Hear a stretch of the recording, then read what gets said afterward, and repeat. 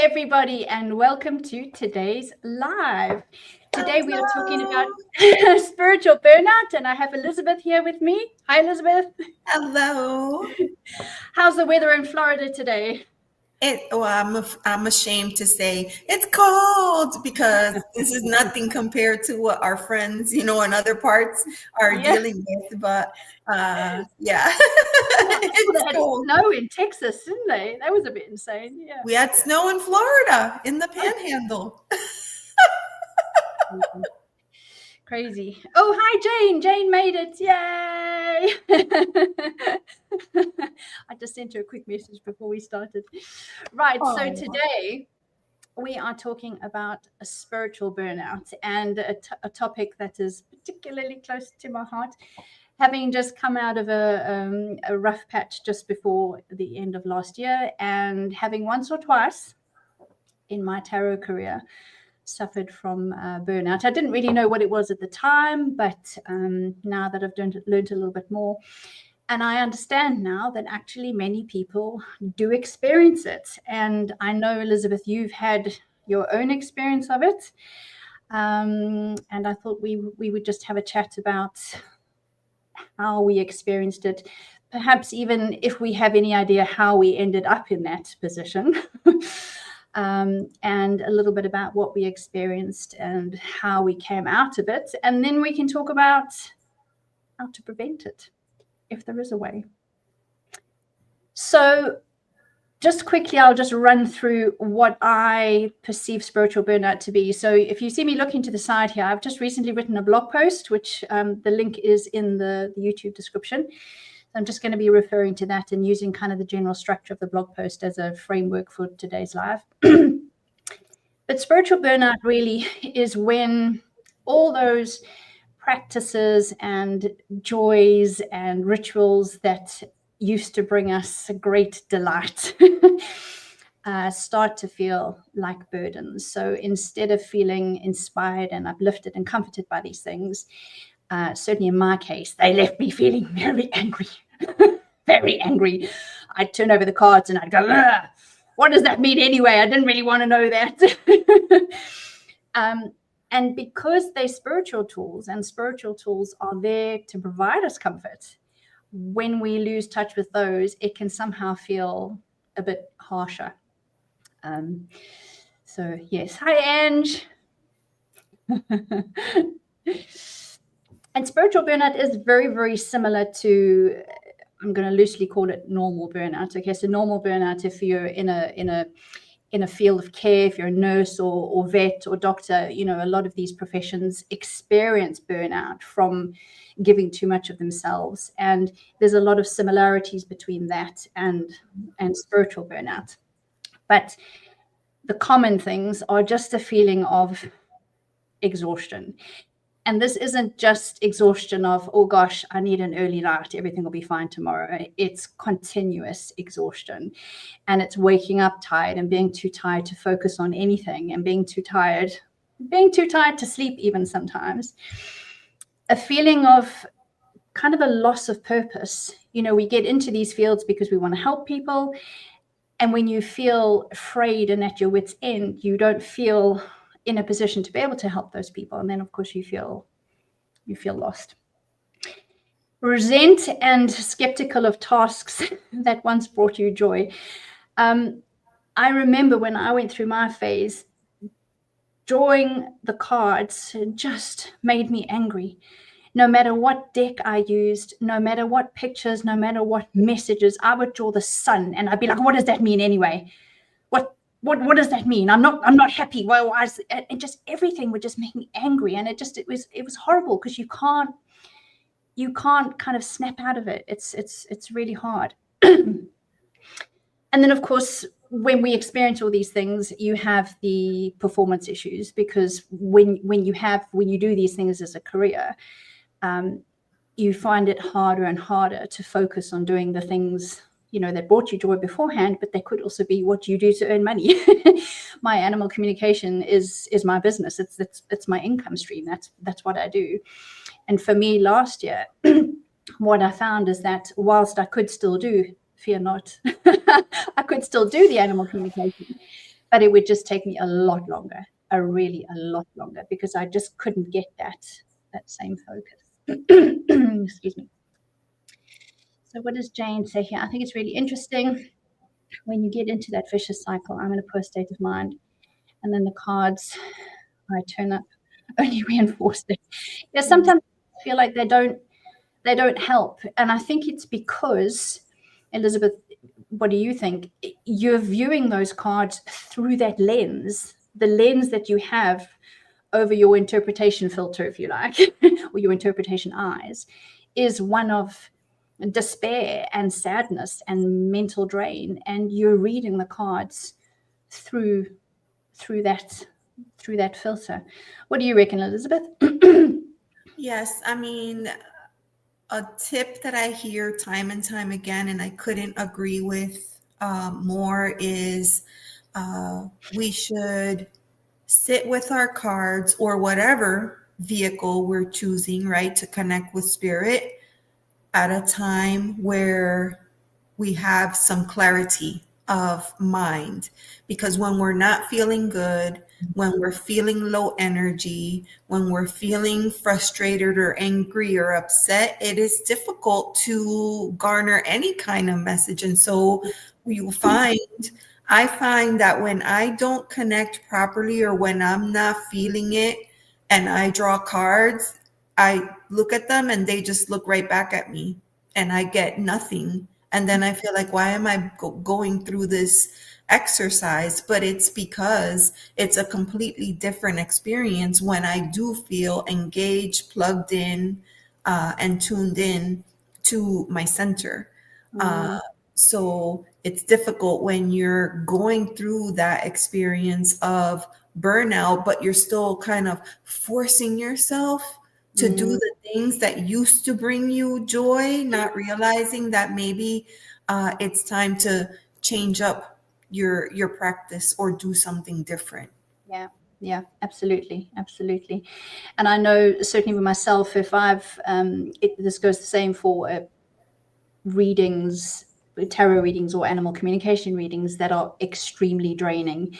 If I've done a particularly heavy reading for an animal that's about to pass, or I can imagine if you've done a tarot card reading for somebody for a really volatile situation or a deeply emotional stage, you come away from that reading feeling it in yourself, and it takes effort, which you have to do as part of your spiritual practice anyway, to kind of cut off from that energy and get ready for the next one. And the problem is you start to, well, what I do, when I start to become burnt out, I start to become less likely to do that energetic cleansing between readings. And what happens is that you just end up building all this negative energy, and it just weighs you down so much. And you can't, like Anne just said underneath there, you can't read. Let me just highlight it quickly. You can't read, or you shouldn't read. I believe you shouldn't read for somebody when you're not well, physically, mentally, emotionally, because your filter and your access to your intuition is just not. It's just not there. So yeah, it's. I think it's dangerous and irresponsible to perhaps read for others when you're not in the right frame of mind.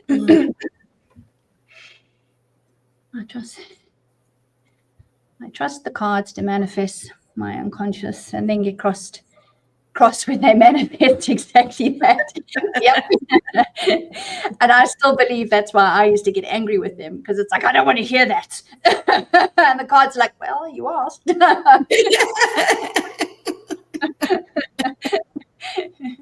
This was your idea.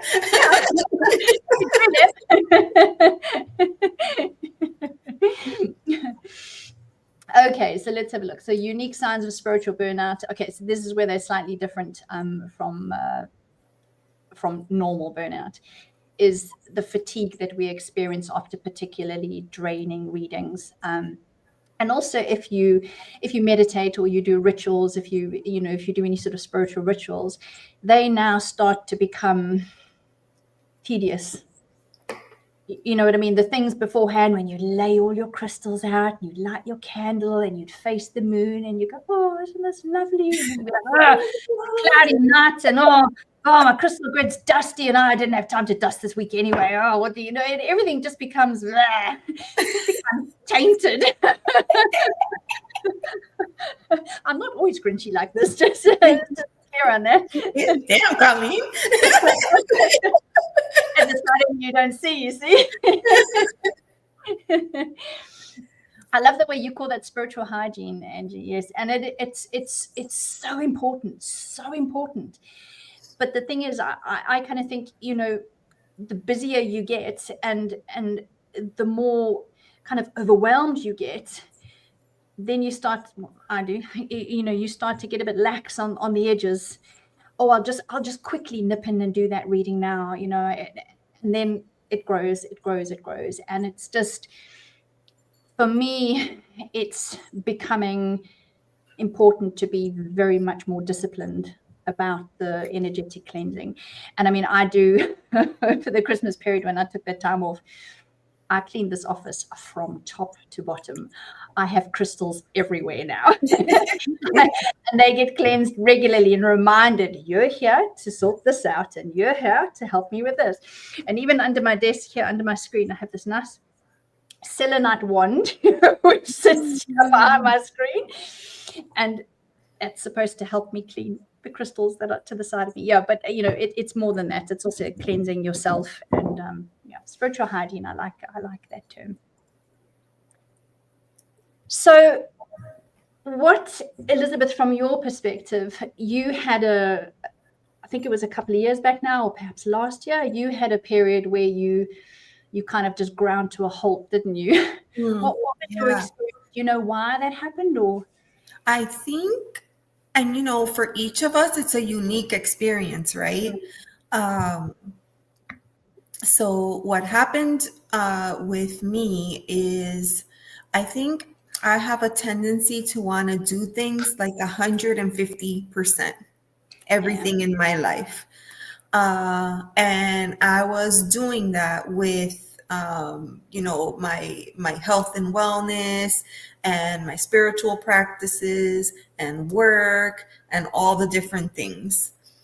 And I remember being out on a hike and feeling like I bit off more than what I could chew, but I didn't say anything. I didn't stop. I didn't turn back. I still continued to push myself. And I felt, this is like, you could see it in the physical realm, right? I could see it in the physical realm. I was starting to get tired. I was losing my footing. I was starting to trip. I was getting tired. And I eventually fell. And when I fell, it was a complete and total face plant. Yeah, it was quite a bad fall. You're telling me. A terrible fall. I bruised every part of my body, my face, even my toes, my knee, like everything, every part. I just fell onto the trail. There were many exposed roots, and I feel like every root that was in that forest hit me in some kind of way. And I remember that it knocked me out for a second, or it felt like a second. And then when I came to, there was a group of people around me trying to help me get back up again. And I did not recover from that fall. I felt like that fall was a physical manifestation of what was happening. What it was building. Yeah. And from that moment, I stopped everything. I just completely, for me, it happened couple of ways. Loss of interest. I lost all interest in all things, not just cards. I lost interest in my crystals. I lost interest in my essential oils, in my sound healing, in anything nice that I did for myself. I lost interest in everything, and a sense of detachment. I had a sense of detachment from anything that made me feel remotely like myself. and I didn't fight it. That was the craziest thing. I didn't fight. I just let it happen the way that I felt at the time it needed to happen. Yeah, yeah. But subconsciously, you know, maybe subconsciously inside your higher self knew what needed to happen. You know, and I'm just thinking, you know, when you said about how you fell and you bruised every part of your body, even your toes, and I just kind of smiled to myself going, gosh, you know, when spirit wants us to pay attention, it makes a point. So it's not like that was I equate it to like a spiritual slap down, like, yeah, you're not listening. Oh, pay attention. Spirit beat my ass. Yeah, yeah. And you know, when you said about the detachment, that's such a good word, because that's how I felt. And it was, I think it just after I lost my mum, I had a similar thing. I just went into some crazy mental thing. I mean, yes, from grief, but everything, it was just everything became too much. And detachment's such a great word, because that's really how you feel, because all those things, you know, not 1 week before were bringing you joy and giving you comfort and guidance, and now you just look at them and they're just bland, they're just empty. There's nothing there. And it is a feeling of detachment. It's like you're unplugged. You know, you're unplugged. Yeah, and it's not a nice place to be. And, you know, like Jane says, you know, those are the things that you look to for guidance. And if those things aren't giving you guidance anymore, then where do you go? But maybe it's also a reminder that sometimes we have it in ourselves. You know, the tarot and the crystals and everything helps us express it. But it is always there. It is always there. Just not always easy to dig out. Okay, so why does burnout happen? Now, Elizabeth, you were saying, and you made a point of saying as well, how much you pushed yourself.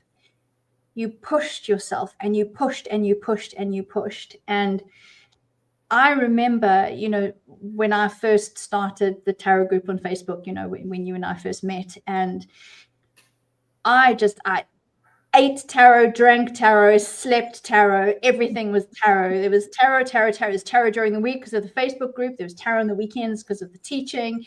And there was just tarot. There wasn't anything else. And I think there comes a time sometimes when we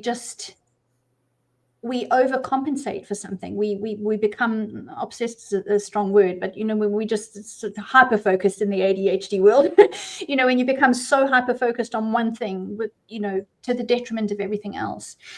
And it's hard not to do, because when you enjoy something, you want to do it all the time. It's the same with the animal communication. You know, I enjoy it, and I know that it brings comfort to people and comfort to animals, and I want to just do it more and more. But the problem is you can't. You have to have those breaks. Like Ange says, you have to have that spiritual hygiene. You have to have those breaks. You have to sort of disconnect from that reading or from that person, and kind of get yourself together before you launch yourself back in. And it's just this kind of overextending ourselves that pushes us over the edge. I just want to show, I don't know if you probably saw Andy's lovely comment there.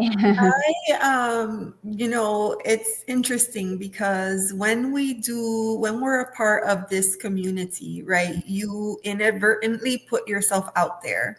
You become vulnerable and share parts of you that you probably wouldn't normally share. But I think I do that because I hope that my experience can help someone else to not feel like, you know, because in the beginning when it happened, I thought it was something unique to me, right? Like, how come everybody else, you know, can keep it together, and how come I, you know, and having this situation? So I, you know, first and foremost want people to know that they're not alone when they're going through something like this. Most of us have gone through a similar experience and can relate, and that we're here for you if, you know, if you find yourself in that situation and you find like you could use someone to talk to or to reach out to, that we're all here to, you know, love on each other and support each other and in that way. Yeah, that's right. That's a very good point. And also it brings me on to the next point as well, is that the flip side of that is, you know, we're kind of seeing so many people on YouTube, and there's always going to be people on YouTube that we look up to and admire. And we kind of put that unrealistic expectation on ourselves. Oh gosh, you know, it's me opening YouTube in the morning going, oh my God, Elizabeth's uploaded another video. Geez, I've only done one this week. She's done like 25,000 this week already. Oh my God, geez, her and Ange have done a load of readings again. Didn't they just do that last night? Oh my God, I'm so behind. Jokes aside, I mean, you guys are doing great. So I joke, you know I am. But there is that thing, you know, you can be very vulnerable, and the important thing is not to compare ourselves to others. Because we're each on our own journey. We each do our own thing. We've each got our own schedule. We've each got our own goals. It's so funny because I feel like everything brings me back to the yoga practice that I never restarted again, right? And, in the yoga community, they would say this all the time, like, don't compare yourself to other people. Your practice is your own. And even they would go to the extent of saying, don't compare yourself to you, right? Like sometimes you think like, what's going on? I used to be able to do this tree pose perfectly. Now my ankle wobbles and I fall to the side because you know what? Our practice is meant to shift and change. Our bodies are meant to shift and change. And just because you did something a year ago or 2 years ago doesn't mean, you know, that you should be able to do it today. And also, it doesn't mean that your practice isn't as valid as the one from 2 years ago. Absolutely. And I always try to take those teachings into all of my practices. And I remind myself, this is a practice. Yes. And sometimes it'll be better than other times, and that's okay. Yeah, that's okay. Absolutely. It's, you know, it's about loving ourselves, isn't it? And just giving ourselves a bit of a break. I put Jane's comment up there because it's something that really resonates with me. I understand completely what you mean about the color, because I often say that to John. I feel like everything's in black and white. It's like everything's lost its hue. That's interesting. Yeah, interesting. You know, that's interesting. Hold on. Because that reminds me, I have a very strong connection to any winged creatures, insects, and birds. But when I was going through that period, I don't think I heard a bird sing, not once. Really? No. And whereas when I'm like spiritually plugged in, I can't do anything without losing track, because I'll feel it on the side, like a window. I'll look like, oh, there's a bird on the thing, or the egrets are outside, or a butterfly is floating around in the screen, And I notice and see and hear all those things. But when I'm spiritually disconnected, I didn't hear any of that. Yeah, then you can't see it. Yeah. Interesting what goes, isn't it? Now, I put that one up because Anne just followed on with shame is an important topic to discuss when it comes to burnout. And that is so true. I know there's some people on social media who are very open. I know on LinkedIn, which is primarily where I hang out, it's like, I'm taking time off because I'm suffering from burnout. And I kind of think, oh, can you put that? You don't put that. You don't tell people you burnt out. And then it's like, well, okay, but why not? Because it's more authentic, you're more honest, you're down to earth. I don't know. And shame, I think it is really important, because there is a kind of, oh gosh, if I'm burnt out, it means I'm not coping. And that's not always the case. When you're burnt out, yes, you've taken on too much, you've overextended yourself, and you need to cut back and get back in alignment. But that's nothing to be ashamed of. Perhaps if it keeps happening and you're not learning from your lessons, not shame, but maybe hard reflection. But yeah. Well, we do tend to keep that to ourselves, like naturally. Yes. A couple of days ago, I was having a chat with Ange, and I admitted I cried today. Oh. And then I was like, come to think of it, I cried yesterday too. And I hadn't said that out loud, but saying it out loud validated the experience and let me know, like, something's happening here. And, it's important to have awareness. I feel like awareness is the first step to any road, Yeah. Right. So unrealistic expectations. We've spoken about energetic sensitivity. Now, this is a personal thing. So some of us are more susceptible to absorbing the energy of others. About, some people who can't go into crowded places because they just feel overwhelmed. I feel that's becoming worse for me either as I'm getting older or as I'm becoming more and more in touch with my spiritual self, or that I'm not grounding and shielding properly when I go out, because I can be very, very emotional. I have to be careful which of my animal communication emails I read before I do a reading, because if I get an email come and say, this is what's happening with my dog, and blah blah blah, then immediately I'm like there with them, and then I find it hard to detach from that. And I find it hard to detach from that because I've already taken that on, and now I've got to try and disconnect from the email so that I can connect to the reading that I'm doing. And yes, it is, for those of us who are like that, it's hard, but we have to learn. That's why Ange says her spiritual hygiene is so important. We have to learn to be very, very, very disciplined, if not more than sort of the regular Joe blogs, about our grounding and our shielding. That's so funny. I think to myself, like, at a point like this, more than ever, that's when that magician card becomes the most valuable to me, because I have to remind myself I have tools at my disposal that I can reach for to help me. I love that. Yeah. I mean, that's right. But when you're so full of your full energy and you're going, I'm gonna do this. you forget you've got the magician in your pocket. Fall off the cliff.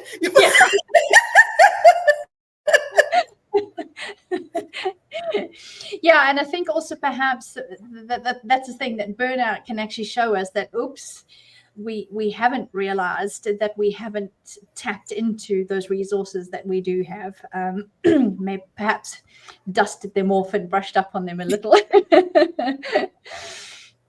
Boundary issues is a big thing. So one of the things I did from this year is made it very clear in my signature for work that I do not respond to emails after 5 o'clock. If you email me after 5 o'clock, I will reply the next day. And if you email me on the weekend, I will reply on Monday. Because when you have your own business, it's very easy to think, oh, I'll just quickly reply to this.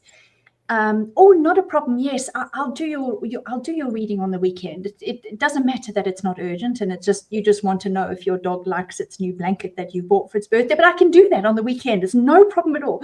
And you've got to have those boundaries, because I have a husband and a home and washing to do and dinner to cook and relaxation time to have. And if you start letting these things eat into that time, you just become more and more depleted, and then you lose yourself, don't you? You lose yourself in amongst, and the people that you're replying to and making time for, will be grateful, I'm sure, but not to the extent that they don't, they don't often realize how much it affects you.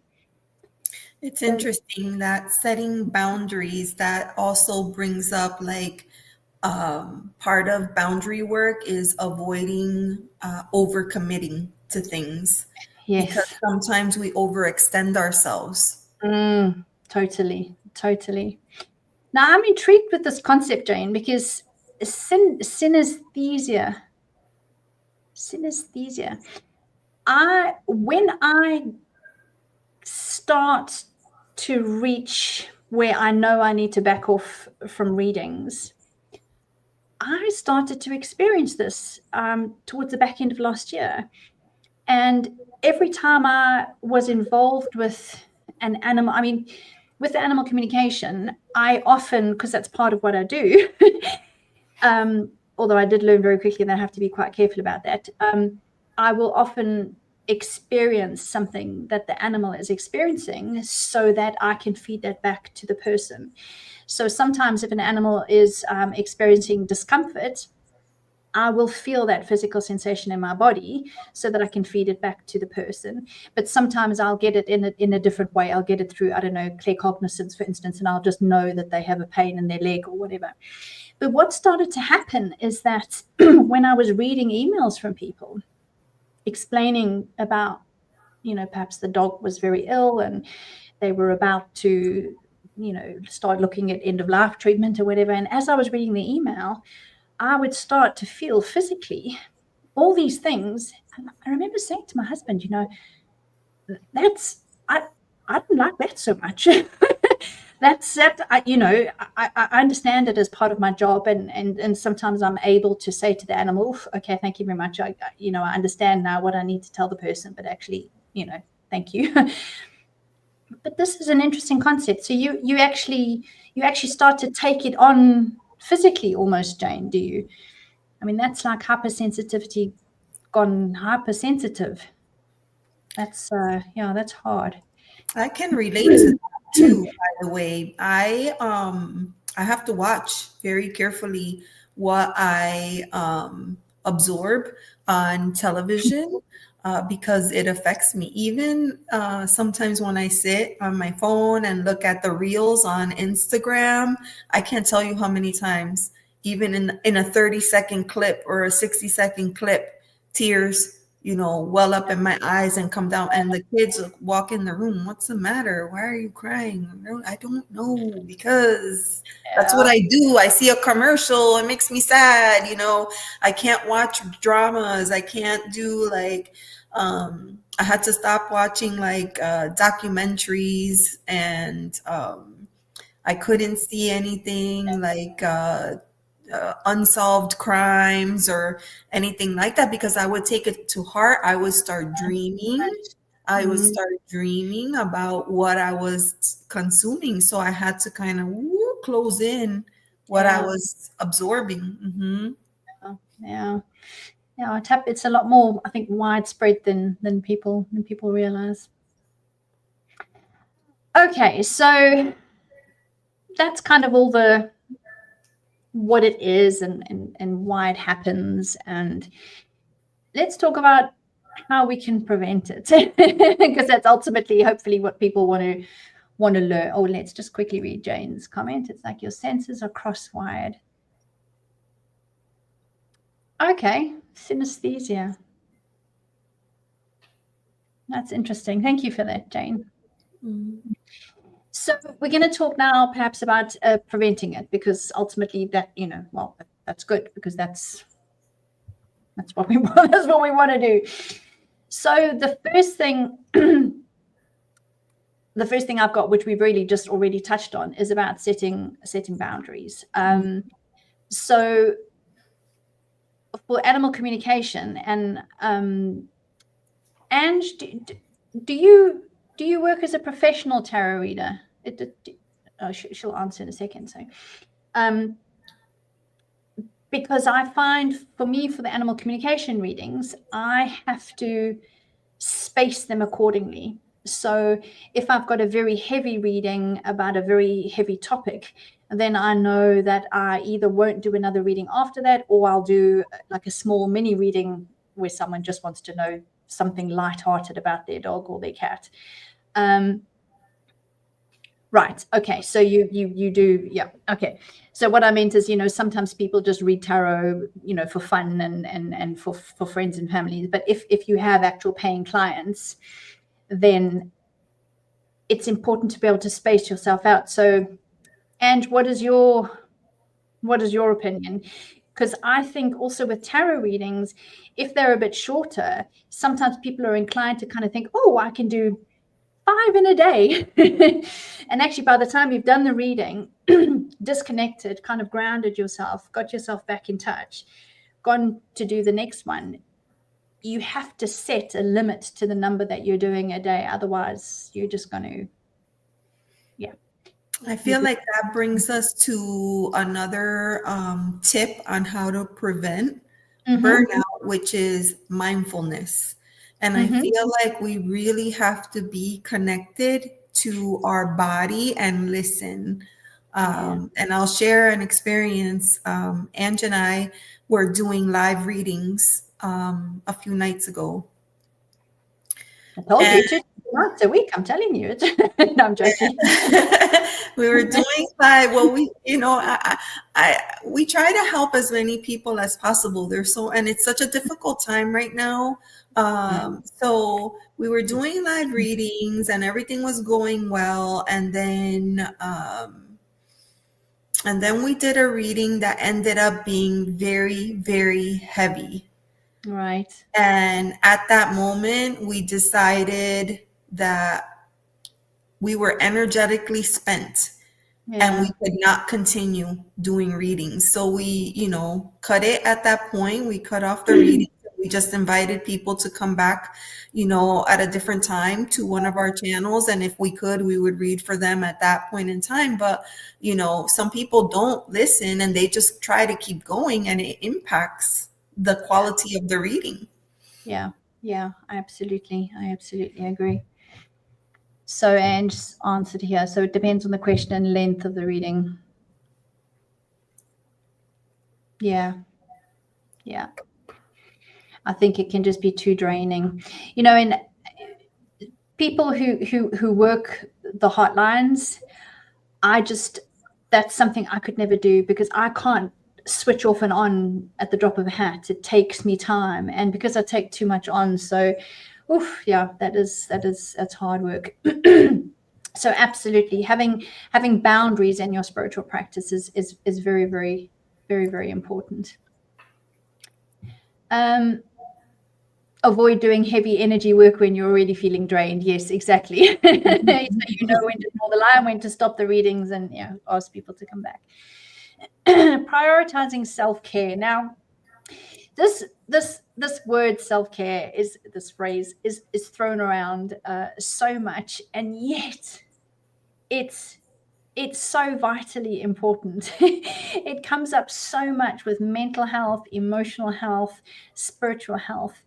And I think that there's a mental block where self-care is like, you're being selfish.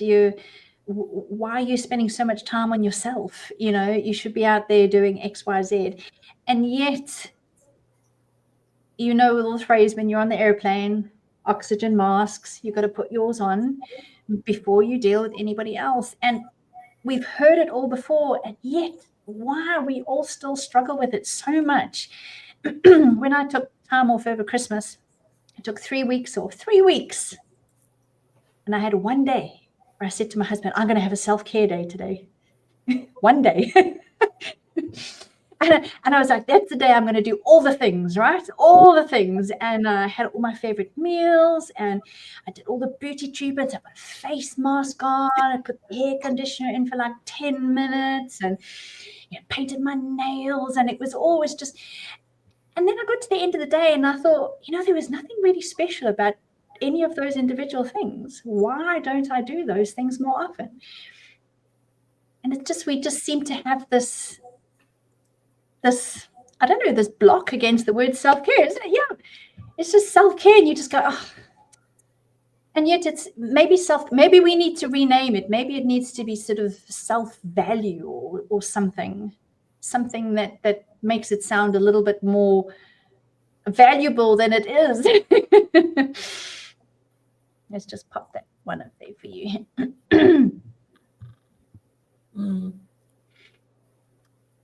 Yeah, and just oh, sorry, Elizabeth, she's also said here, I've had to learn to give to myself first.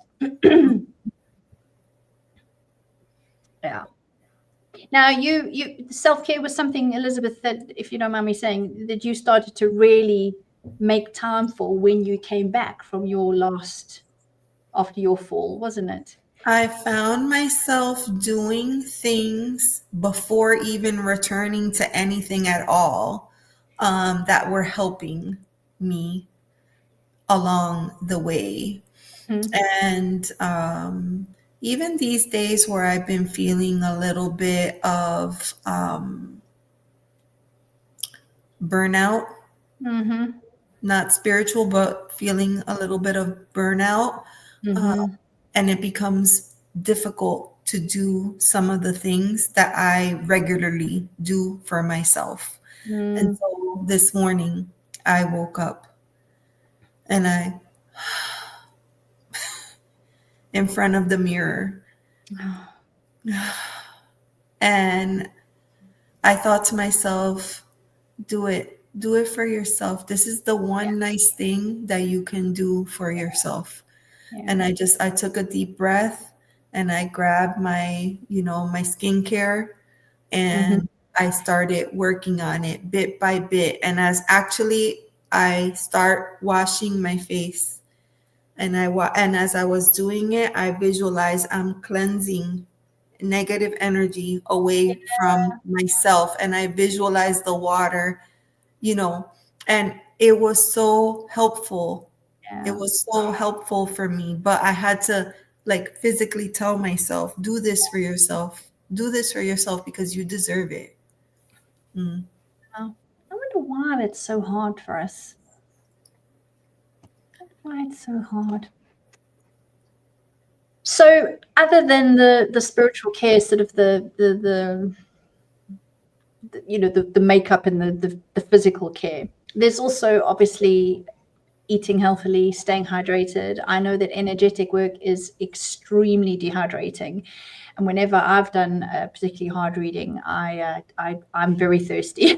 And certainly if I don't drink, I get a headache.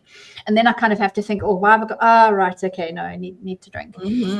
Simple things. I also read somewhere the other day, which I was delighted to read, that energy or anything that requires mental work uses a lot of glucose in the brain. So you should always have a sugary sweet nearby if you're doing lots of mental work. And I thought, that's fabulous. I'm just going to snack on top next to the computer every time I do it. Animal communication reading. I go, I finish the chocolate after it. That's me replenished.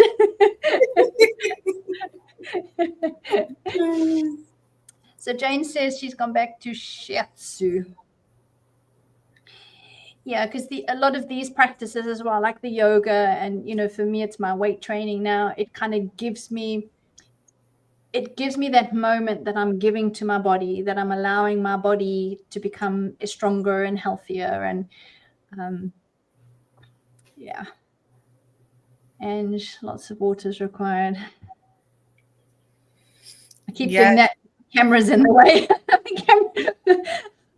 Offering reading. Energy work is hungry work in more than one way. Yeah. I feel that way too. When I'm done reading, I feel like, first of all, I drink more than I think is humanly possible. I keep at least 2, vessels of liquid. Yeah. But then when I'm done, I feel starving. Like, oh, I'm starving. I have to put food. in my belly. So the self-care can also go as far as, like Ange said earlier on about the spiritual hygiene. So it's really important for grounding. For myself personally, before reading, I have to ground and I have to shield. And it's also, I have various affirmations to remind myself. A really good one that I had the other day was directed at the animal, when I'm speaking to the animal, is I acknowledge your emotions, but they're not my own, because it's very difficult for me to sometimes separate when I'm connected to an animal, when I'm feeling those emotions. I take them on myself, because that's also how I'm able to communicate that back to the people. But if I don't take a moment to then bring myself back, I carry that for the rest of the day. So ground and shield, ground and shield, ground and shield. Don't let your spiritual practice become solely about helping others. It's also about dedicating time to your own personal growth. Now, I know we all pretty much do that, but it is so important, because sometimes we get so focused on our business and running our business that we forget actually that we need to look after ourselves. It's a mental note for me to talk to my cats. Rest.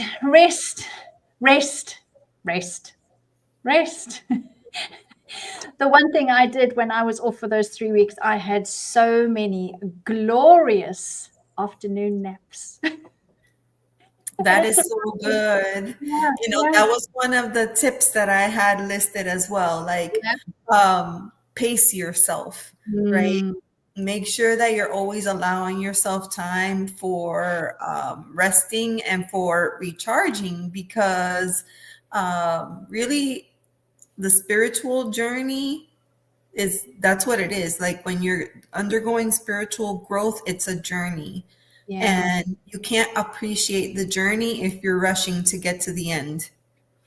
Absolutely. Because it's not about reaching something. Like you say, it is 100% about the journey. Yeah. I've also got here building a support network. Now, you mentioned earlier on, Elizabeth, that the reason you like sharing your personal experiences is just so that other people can see that, perhaps they're suffering or they've had a similar experience. And sometimes it's actually just healing, just to know that others are experiencing the same thing. But then at the same time learning, all right, they had that as well. How did they come out? How did they recover? How did they move forward? And if you've got a support network, and whether that be your friends in real life or friends online, it's important to be able to have somebody to reach out. I know sometimes Jane and I have a little bitch session, like, this has happened, and then and sometimes it's just nice. I know Jane used to message me quite a lot just after my mum passed. And sometimes it's not always about doing anything or being anything. It's just saying that I'm here if you need to talk, if you want to, I'm here. And sometimes just knowing that people are there is very helpful. What do you was that on your list as well, Elizabeth? Because I know you. Yes, seeking support, right? Seeking support. And I feel like that's part of the reason why I wanted to get back to the channel and filming videos on YouTube and putting myself out there, right? Because I wanted to, first of all, I felt like I would see other readers, go through and lay out cards and instantly, start doing their reading. And I would think to myself, I can't read that way. So clearly I must not be, a good reader. And I finally just came to the realization that my reading style was different. It didn't mean that it was not a good way to read the cards. I have to sit with the cards, and sometimes I have to talk through some of the symbols or the rudimentary definitions in my mind before it starts to come together for me. That's okay. And so I started filming, and I realized that when I filmed my readings and I started speaking out loud, that I was progressing. Yes. That I was progressing. And so I wanted other people to see that this was all an acceptable way as well. Yeah. In reading the cards. So yeah, I think it's hard when you feel like you're the only person that is going through something, but you're not. There's other people, Yeah. other people going through it too. Absolutely. Mm-hmm. Oh, I love you. You guys. You guys. Yeah. So yeah, that was why I decided that I wanted to do that, because I wanted to build a community, and I feel like it's very important. And it could be friends, it could be family, it could be the people that we choose as family. Yeah. So yeah, I think it's very important. Even mentors. I do consider you a mentor, Colleen. Me? Yeah, absolutely. Bless you. Absolutely. I feel like because we're all on different wavelengths, I guess, if you want to say, and it's an ebb and flow. And then if there's periods where I'm having a low, then you can help to pick me up, and vice versa. If there's periods that you're having a low, and so we help each other out, right? So, but you don't do that if you don't put yourself out there. You have to put yourself out there. Yeah, absolutely. Absolutely. So I'm glad we did. Okay, so the last section I wanted to cover is recovering from spiritual burnout. So what happens if we're in it? Like I said in the thumbnail, what happens if we're burnt to a crisp? What do we need to do? So what I did when I took time off over Christmas, first of all, take time off. You have to take a break from, if at all possible, because obviously not everybody's able to get away from the things that are causing them the stress in the first place. And I acknowledge and respect that it's not always easy. But for me, I was able to book time off work. I was going on vacation, put my out of office on, and that was me gone. And I had originally booked 2 weeks, and I got halfway through the first week, and I just thought, 2 weeks is not going to be enough. I could feel that I was just so finished. And I understand that it's tricky because, for me, it's my business, it's my income. And when I don't work, I don't get paid. However, one could argue that if I'd reached a point where I was so emotionally exhausted that I was unable to work, it probably would have taken me more than 3 weeks to come back and been able to have given people good value for money when I do my animal communication readings. Now, if it's your tarot cards that are pissing you off, if it is your crystals that are irritating you, if it is your charms that just keep falling off the table and not on your cloth, put them all away. Just put them away, because the more you try, the more frustrating and the more angry you're going to be. And I think it's just about stepping back from everything and just allowing yourself that breathing space. Elizabeth, you didn't touch your cards or your crystals for months, did you? Almost a year. Yeah. And for me, like my journal, which was a very big thing. Yes. Like I would stare at the journal, and the journal would stare at me, and I would feel like I had nothing to put into it. No inspiration, no starting point, no nothing, not even blah. Yeah. No, it's really, really hard. I mean, I didn't touch cards for ages, and I just didn't want to. I didn't like them. I took them all off my shelf. They used to all sit on my shelf here, all out, all the decks. I put them all in a drawer. But sometimes we need to do that, and then we bring out one at a time, and everything's You fine. even threw some away. I did.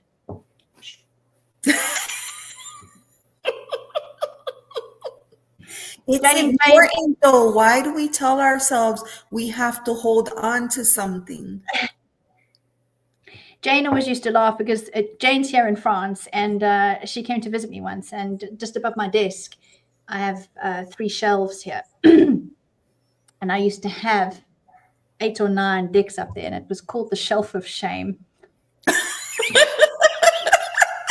are the decks that I hated. I'd either been given them or I'd bought them from like a car boot sale for like, €1 or something. And I just, in that stage, we're like, oh, decks, and you just buy everything under the sun.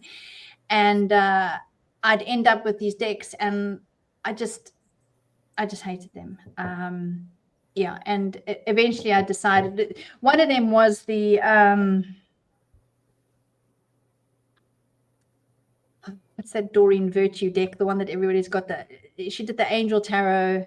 I think it is the Angel Tarot, and then I think it is the Angel Tarot. That's right, and the Fairy, and then the Fairy Tarot.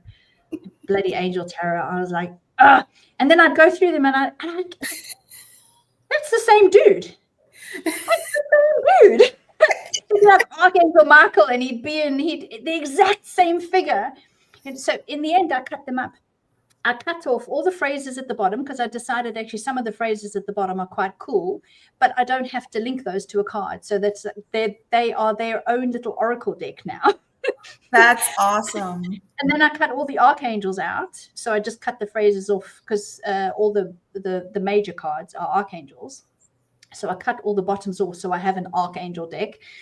And the rest went in the bin. But you know what, Colleen? Like, that's so perfect. You took something that was not bringing you joy and you reinvented it into something else. Something else, yeah. Right? Yeah. Like, that's like that same concept of like junk journal, right? Where you take something and then you make something else out of it. I love that. Yeah. Yeah. Okay. I'll take that. Thank you. Mm-hmm. So another thing which we can do also is just to simplify the practice. If you're used to doing a Celtic cross every Sunday, maybe just draw one card. Just draw one card. Maybe it's just that it's become too overwhelming and there's just too much to interpret, and you can't. It's too overwhelming to think about all the combinations of the cards in a large spread. So just draw one. And if even that seems too scary, draw one with the intention of finding something positive from it. So when I used to teach, I used to do as I've said that now, I've forgotten it. It's what can I learn? What can I release? And there was a third one. But basically it was like, when you want to take something positive from the card. Okay, so you would draw it with the intention of getting something positive from the card. So maybe that's an idea, is to actually just simplify it instead of trying anything too big. So Jane says, I'm really, really on a one card trick at the moment. Yeah, and there's nothing wrong with that. There's nothing wrong with that.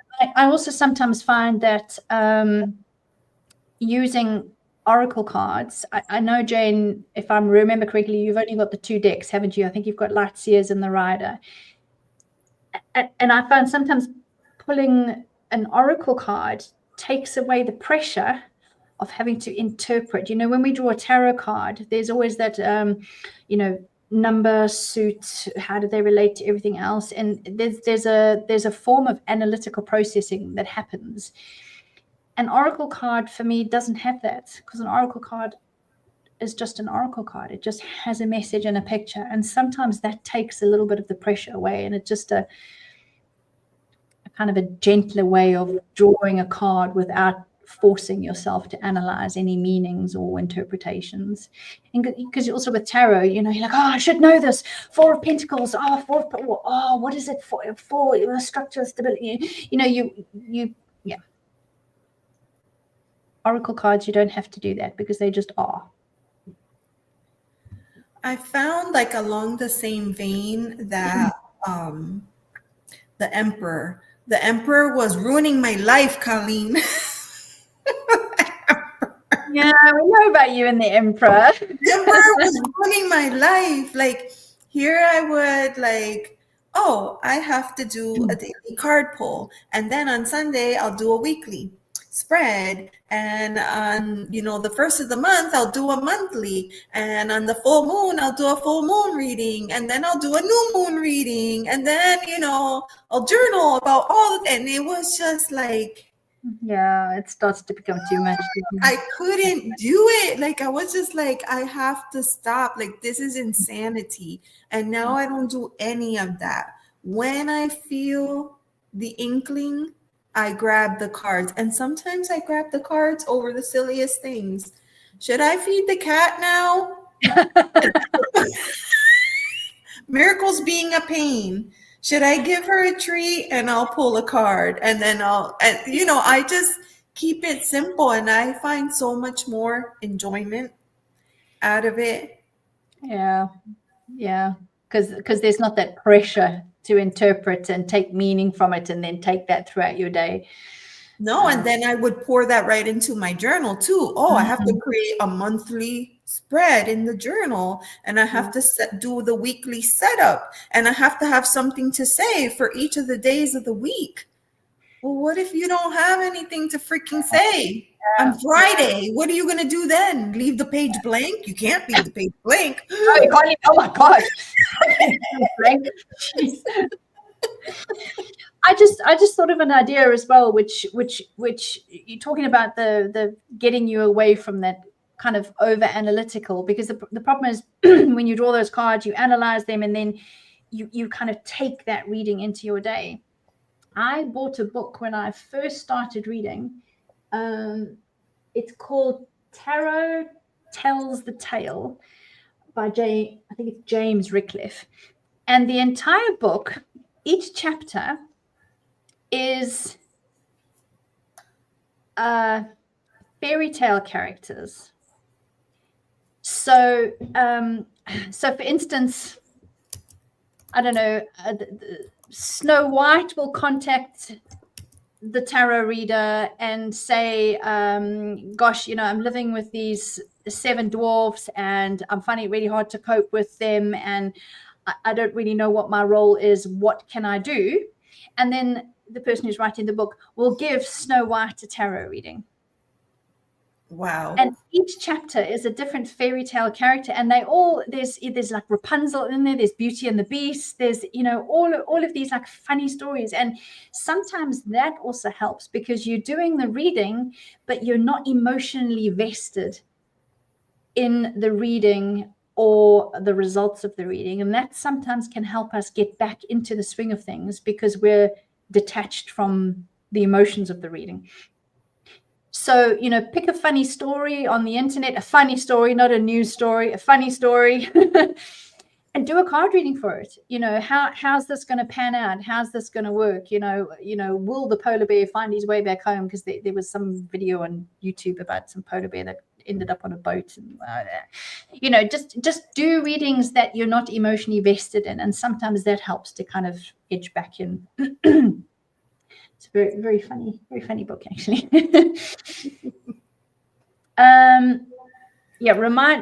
Remind yourself that spirituality isn't about perfection. This goes back to saying what you said early on, Elizabeth, is that we have to accept that everybody's different. We're all different.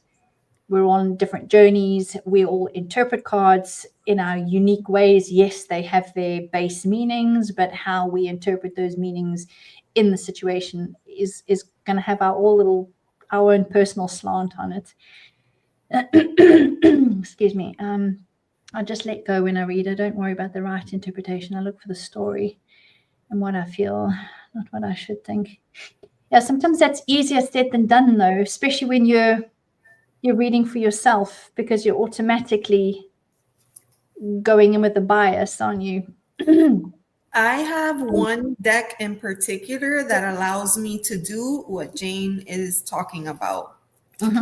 And it is Tarot of Mystical Moments. For me, this deck lets me see things, and it doesn't make me psychoanalyze everything on the cards. where usually I would like sit and look and be like, well, that's ridiculous. That would never happen. Like we would never see exposed roots like that. Or, you know, a woman can't be a snake at the same time. Like I don't think of anything like that. I just look at the cards and I tell the story. And sometimes I don't even take the card, you know. Oh, interesting. Sometimes Okay. I don't even take that into consideration. And I've been using this for my hermit journaling. And it's fascinating to me how deeply I connect with, I'm able to just look at the card and immediately just like, boop, put together. I pulled this card last night. And I didn't think about, oh, 9 of Swords, you know, don't sleep at night, anxiety. That didn't occur to me at all. I just thought about the question and I thought about myself. And I was like, I want to feel comfortable in my own skin. That's what came to me. I want to feel comfortable in my own skin. Just pause that thought. Just pause that thought. Jane drew the 9 of Swords today. Oh, yeah. She just said, where is the comment here? How interesting that you've just drawn the 9 of Swords. And I love that, how you want to feel comfortable in your own skin. I'm wondering if that's inadvertently a message for Jane. What do you think of that, Jane?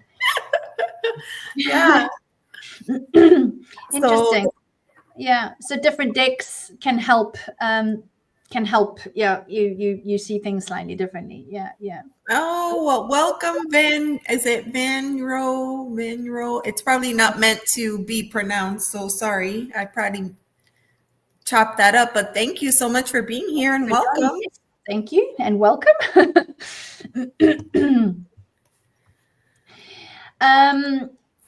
So that's why I love the universal unconscious. Yeah. So also seeking guidance, you know, when we're in that burnout, reaching out to somebody who we trust and who we look up to. And like Elizabeth said earlier on, you know, it's the lovely thing about friendships, isn't it? Is that sometimes someone will be in need and they look to the other, and at other times it'll be the other way around. And it's important just to have somebody who can just provide a little bit of support and just show and acknowledge that what you're feeling is valid. Veneeru. There we go. We've got a Veneeru. Thank you so much for that. Thank you so much. Oh, I'm happy that you're here today. And you know, Colleen, on the subject of on that subject, professional guidance, you know, it's okay to seek professional help when you need it. Yes. You know, sometimes that could be a friend, sometimes it could be a mentor, sometimes it could be a family member, but sometimes it needs to be someone that you have zero ties to, a therapist or a counselor that can help you with personalized strategies and support in a way that maybe other people who might be too close to your situation are not able to, you know, to provide. Yeah. Absolutely. When I'm feeling this way, I don't like to read for myself, right? I want to seek external help. I did this week. I got a reading from someone that I, you know, am just getting to know. And it was very valuable to kind of take a step out and to avoid the pesky habit of, oh, they drew this card, this means that, you know, no, letting them do the reading and take their, you know, insight. Yeah, absolutely. Yeah, having that I can't think of the word, but yeah, somebody who's not emotionally tied to you in any way. Yeah. See what Veneeru says. I heard mention of the Emperor, and I suddenly remember that for a good couple of years, how that card looked would be a big point on if I'd get the deck or not. He's your crush. So he's the emperor. I'm like that with the devil. I always look for the devil card, and if it's a goat, I don't buy it. That's hilarious. Yeah. I mentioned I have a love-hate relationship with the Emperor, but the Emperor is my zodiac card. And that energy shows up a lot in the things that I do, and people either love me or hate me for that Emperor energy. But I've come to an understanding with the Emperor. And actually, over the holidays, I was doing some inner child work, and I had some fascinating discoveries that helped me see the Emperor in a completely different way. Nice. Yeah, so it's pretty cool. Yeah. The Emperor from the Lightseers deck is lovely. Oh yes. Yeah, just lovely. But I mean, he can look overly stern in a lot of decks, and whilst I appreciate the message behind that, it's also sometimes a bit like, oof, Jane, it's my shrink. Fab. So at least you've got somebody to talk to, Jane. And he's a Jungian. Fab. So you should take your tarot cards in. You should take your tarot cards in. For sure. Yeah, that's a bonus. Fabulous. So I think really that was the end of it. The blog post just covers advice for tarot readers and energy workers, but we've really pretty much covered everything anyway. For tarot readers, it was, and for animal communication readers, it's limiting the number of readings you do, or at least spacing them so that you give yourself space for the spiritual hygiene. Anne just coined that phrase for me now. I like that. Especially if the topics are emotionally heavy. Angel number 1111. Also, do you cleanse your decks often, Elizabeth? Yes. I'm a big advocate of using sound for cleansing. Show us your thing. Sometimes I do.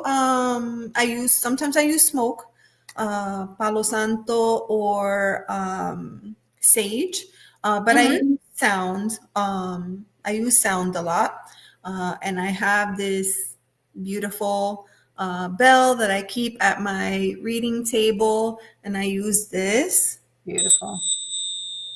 Oh, it's so such a good.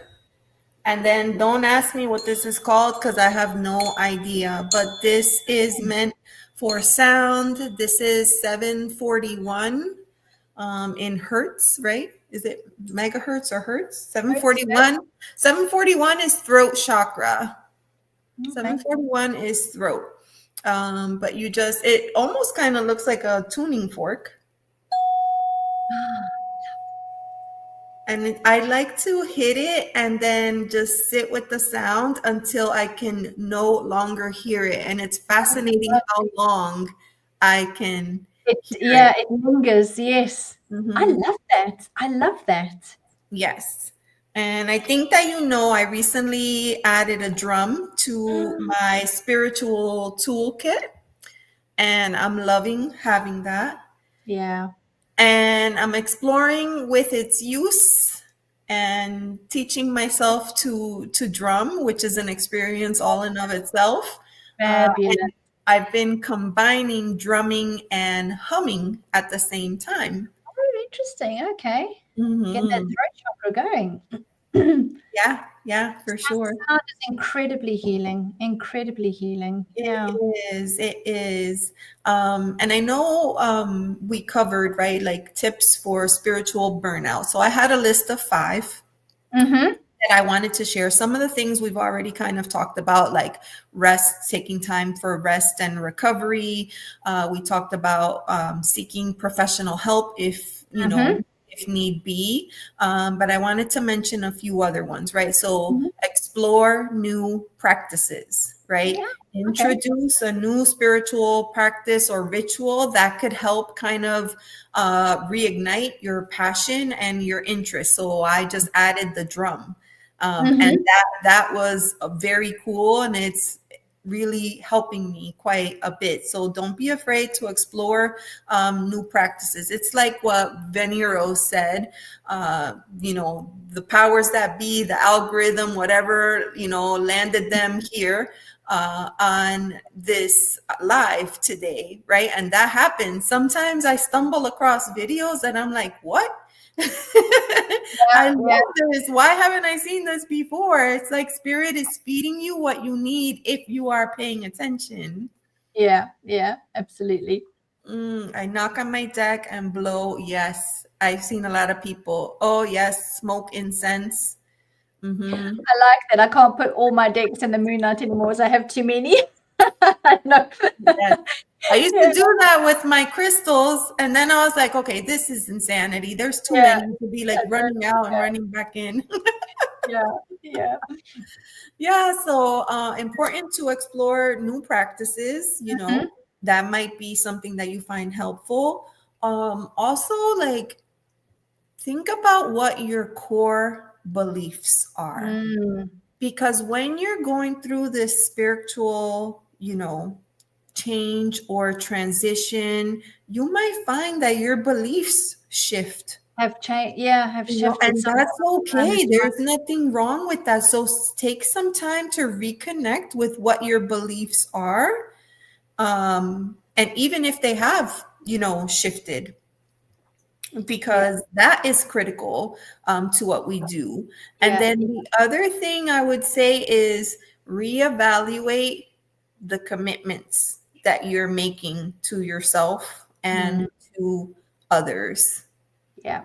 Because sometimes we create extra work for ourselves. We overcommit. That's right. So we overcommit to ourselves as well. I'm going to journal 2 hours a day and upload 25,000 YouTube. Yes, and I think to myself like, I can't go to bed yet because I still have to do all the things that I wrote down that I was going to do today. No.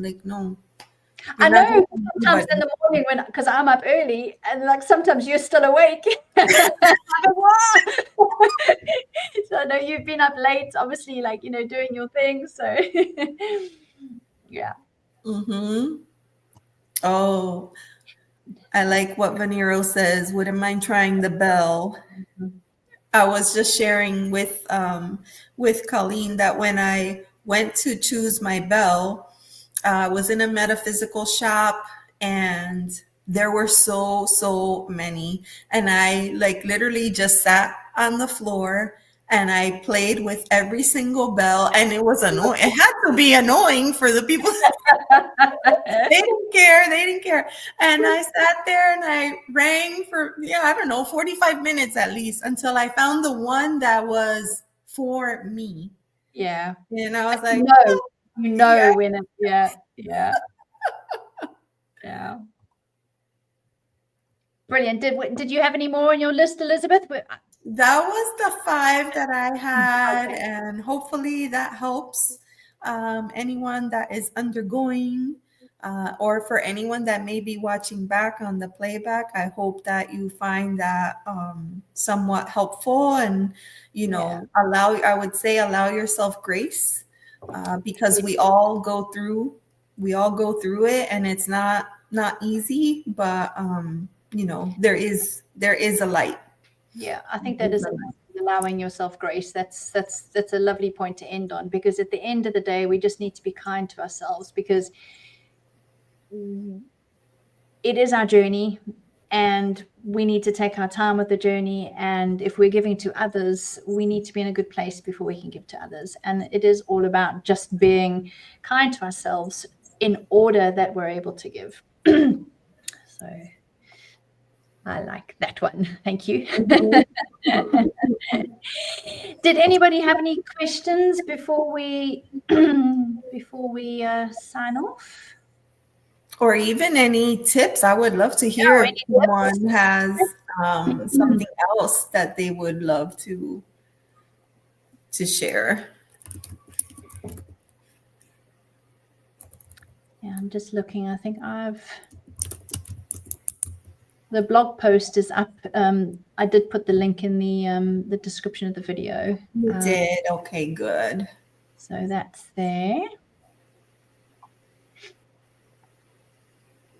Okay. No tips and tricks. Nothing. No. And if you don't mind, Colleen, then I will go ahead and drop my link in the chat. Should anyone want to? Saying, it is also in the description. I think I've got your YouTube channel, your Instagram. I think it's just those two, isn't it? Yeah, that's pretty much what I'm using these days. Yeah, and this has been great. Thank you. Thank you very much for joining me. It's always fun chatting with you. Always fun. Thank you for joining, Jane. I know last time Elizabeth and I did a live, Jane came back and she's like, "Oh, how did I miss that?" So I said, right, next time we do a live, I'm gonna message you just before we start, which is what I did today. So I'm glad you could join us. I'm glad you could join us, Jane. It was lovely. Yes. It was lovely, lovely having you. Lovely to see Ange again. And Veneru, thank you for joining, even though it was just the last bit. But you can catch the replay, obviously, if you want to just catch all the stuff at the beginning. So right, we shall leave it there then. Elizabeth, thank you very much again for joining me, and no doubt we will see each other again in another live, I'm sure. Always a pleasure. Bid everybody a happy day, and catch you again soon. Thank you for joining. Bye.